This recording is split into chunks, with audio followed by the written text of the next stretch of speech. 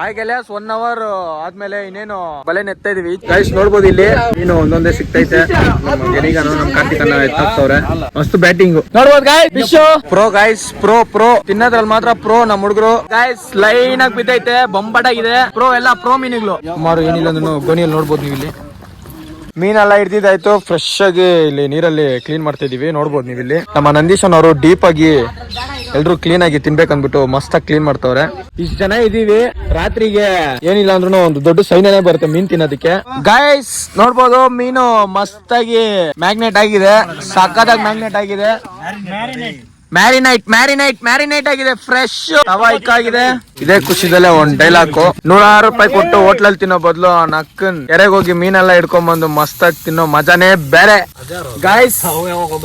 Next level fish fry, full ಹೊಗೆ ಅಪ್ಪ guys. Magnet ಸಕ್ಕತ್ತಾಗಿ ಹಿಡ್ಕೊಂಡಿದ್ದೆ ಮೀನಿಗೆ ಮಾತ್ರ. ಮ್ಯಾಗ್ನೆಟ್ ಸಕ್ಕತ್ ಮ್ಯಾಗ್ನೆಟ್.